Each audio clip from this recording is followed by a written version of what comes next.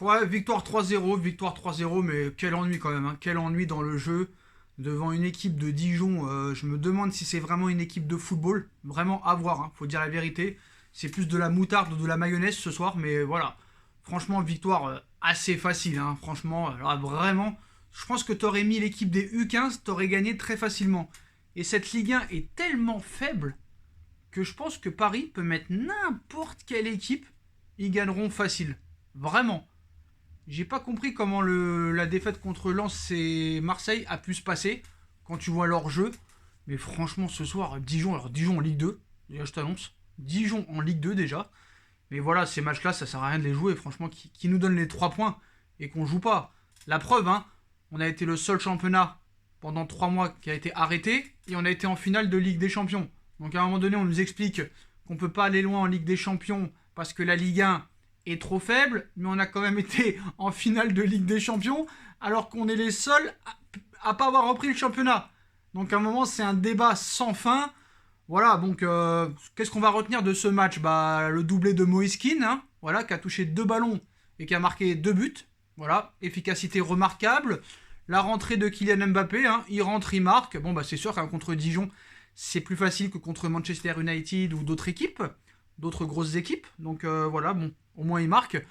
Neymar, frère, bon bah c'est bien, hein, c'est beau, c'est des gris-gris, c'est des petits ponts, mais bon, toujours par terre. Bon, c'est vrai que voilà, hein, ça cherche à casser les jambes en face. À la mi-temps, je sais pas si vous avez vu hein, sur Canal+, parce que le match a été diffusé sur Canal+, à la mi-temps, ils ont montré un extrait comme quoi les joueurs dijonnais se plaignaient devant les autres joueurs du Paris Saint-Germain en disant c'est bon, vous êtes une équipe comme une autre, on n'a pas le droit de vous toucher, vous êtes favorisé, je sais pas quoi. Bon, c'est une question qu'on peut se poser. Voilà. Bon, bah, Neymar, il a été bon en soi, mais bon, quand tu vois les occasions qu'il rate, encore une fois, Marquinhos au milieu de terrain, magnifique hein, le choix, hein, franchement magnifique.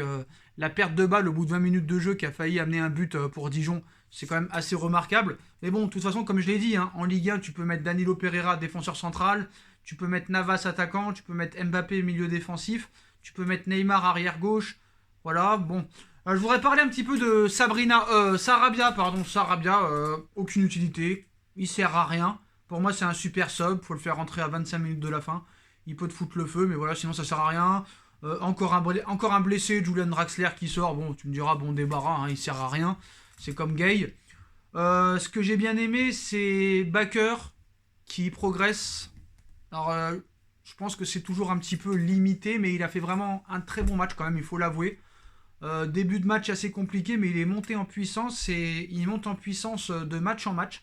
Il faut l'avouer. Mais quand tu regardes les commentaires sur Twitter, sur YouTube, tout ça, Michel Baker est passé du plus mauvais arrière-gauche au meilleur arrière-gauche du monde aujourd'hui, hein. C'est incroyable comment l'incompétence dans le monde du football, dans le monde du supporter... j'arrive plus à parler parce que tout ça me dégoûte. Tout ça me dégoûte, frère. Baker, il a fait un bon match contre Dijon, c'est le meilleur arrière-gauche du monde, frère. C'est le meilleur arrière-gauche du monde. C'est pour ça qu'on n'est vraiment pas un pays de football. Mais bon, on va parler du match en soi.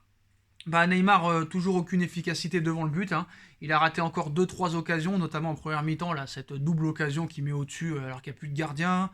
L'occasion du face-à-face, là, où il n'arrive même pas à piquer sa balle alors que le gardien est bien levé. Mais là, à terre, et tu finis et c'est tranquille. Mais bon, voilà, seul problème, c'est que quand il y aura les gros matchs, je doute vraiment de l'efficacité devant le but de Neymar et de Mbappé, hein. Alors Neymar peut faire plus de différence que Mbappé parce qu'il peut jouer à plusieurs postes, numéro 10, à droite, à gauche, en faux neuf. Mais voilà. Bon, l'efficacité de Moïse Kean ce soir, c'est quand même pas mal, hein, ça pourra aider. Contrairement à Icardi, bah, lui, on lui a donné des ballons ce soir. Voilà, il a plus de chances que Monsieur Icardi, mais voilà, il faut parler de la Ligue 1. La Ligue 1, c'est catastrophique. Dijon, c'est pas une équipe de football, il faut dire la vérité. Je suis désolé, les gars. On va me dire, oui, mais Sacha, quand Paris gagne, on dit toujours que l'équipe en face est trop faible. Mais quand c'est Paris qui gagne, c'est jamais Paris qui est plus fort que l'équipe. Non, mais Dijon, ce soir, frérot, même les occasions qu'ils ont eues, frère, t'as vu tout ce qu'ils ont raté? Ils arrivent même plus à faire une passe, les mecs. Paris, ils ont joué au ralenti. Paris, ils auraient pu mettre les U15 et les U13, ils gagneraient ce soir. Je sais même pas comment ils ont fait Paris pour perdre contre Lens et Marseille. Paris, ils vont être champions avec 50 milliards de points d'avance. C'est pas sur ces matchs-là que tu vas juger Thomas Tourelle. Ni contre Istanbul. Alors imagine, tu perds à Istanbul. Les matchs n'auraient pas été à huis clos, ça aurait été compliqué à Istanbul, hein, avec le public et tout, c'est chaud, c'est quand même le champion en titre de Turquie. Mais voilà, c'est pas le match contre Dijon que tu vas juger Thomas Tuchel. Voilà, Mbappé a mis un doublé ce soir. Oh oui, bah exceptionnel. Mais il fera tout le temps ça. Il le fera tout le temps, Mbappé, de mettre des doublés contre Dijon, des triplés contre Brest et des quadruplés contre Lorient. Il le fera toute sa vie. Toute sa vie. Dijon, c'est pas une équipe.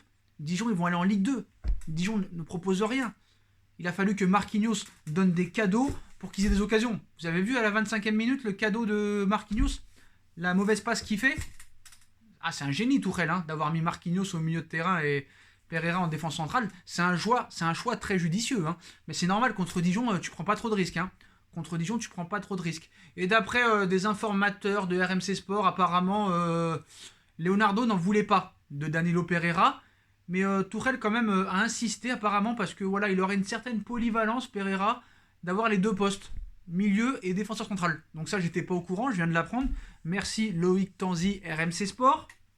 Donc voilà, victoire assez facile de Paris Saint-Germain, franchement.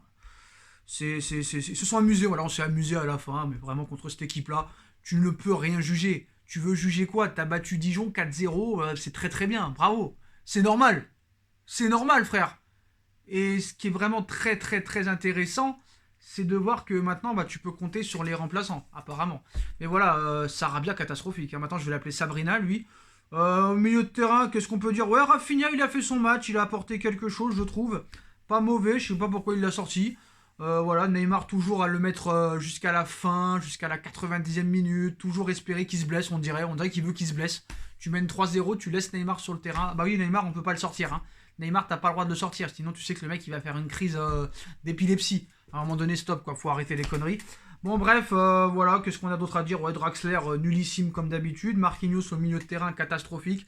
Il a fait 2-3 erreurs en première mi-temps qui peuvent coûter très cher contre des grosses équipes, mais pas contre Dijon. De toute façon, Dijon, ce soir, tu pouvais leur mettre des passes décisives. Tu pourrais même leur dire, marque, vas-y, marquez. On vous laisse marquer, qu'ils n'auraient pas marqué. Je te dis la vérité. Donc, voilà. Donc ce soir, pas grand chose à dire. On a le meilleur arrière-gauche du monde, Michel Baker, Colin Dagba, j'ai rien à dire sur lui. Hein. Il va vite et ça s'arrête là. Voilà, il va vite, ça s'arrête là. Donc voilà, match de merde, mais bon, Paris s'en sort avec ce 4-0. C'était pour moi un match d'entraînement qui aurait pu se dérouler au Camp des Loges. Hein. Pas la peine de faire ces matchs-là au Parc des Princes. Au Camp des Loges, ça suffit amplement. Et dites-moi si vous avez vu la scène à la mi-temps que Canal+ a mis quand l'équipe de Dijon a dit ouais, vous êtes une équipe comme une autre, on n'a pas le droit de vous toucher, vous êtes intouchable, vous êtes favorisé. Frérot, vu comment t'as cassé les jambes à Neymar tout le match, frérot, t'as failli casser la jambe à Draxler, t'as failli casser la jambe à Herrera. À un moment donné, il faut aussi dire les choses. Et franchement, mais voilà. Donc, de toute façon, ces matchs-là ne comptent pas. Pour les observateurs du football, ils ne comptent pas. Pour les vrais spécialistes du football. Mais par contre, hein, les footix qui regardent même pas le match et qui osent tweeter des choses. Ça, c'est quand même assez exceptionnel et assez remarquable. Donc voilà, donc ce soir, ça va être quoi leur débrief à eux? Ça va être Kylian Mbappé, meilleur joueur du monde parce qu'il a mis un doublé contre Dijon. Moïse Kean, qui va mettre Icardi sur le banc, ça c'est normal.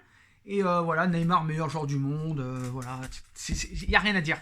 Moi, franchement, ce soir, je retiens rien parce que tous les matchs comme ça, tu vas les gagner 4-0 parce qu'il n'y a personne en face, frère. Il aurait pu mettre Michou, Xavi Simons, Pembele qui aurait gagné 4-0 ce soir aussi. Il n'y a personne en face. Donc voilà les postos, on ne peut pas critiquer le Paris Saint-Germain ni Thomas Tuchel sur ce genre de match. Il peut mettre même n'importe quel joueur à n'importe quel poste qui gagnerait quand même. Paris est 10 fois milliards plus fort que toutes ces équipes de merde de Ligue 1. Faut dire la vérité. Tu te rends compte, frère? 6 matchs, 6 victoires. Ils vont finir le championnat avec 15 points d'avance minimum. Voilà les postos, bah voilà sur le débrief, pas autre chose à dire. On va voir comment ça va se passer contre Istanbul. Mais voilà, Tourelle va s'en sortir jusqu'à la fin. Et puis voilà. L'homme du match, franchement, Baker, il a été pas mauvais. Franchement, Baker, j'ai bien aimé. Baker, ouais. Moi, je mettrais Baker, homme du match. Dites-moi votre homme du match. Et puis le plus mauvais du côté du Paris Saint-Germain, Marquinhos aujourd'hui. Marquinhos. Diallo pas mal par contre. Surtout en deuxième mi-temps. Voilà, en deuxième mi-temps. Voilà les postos. Tchuss.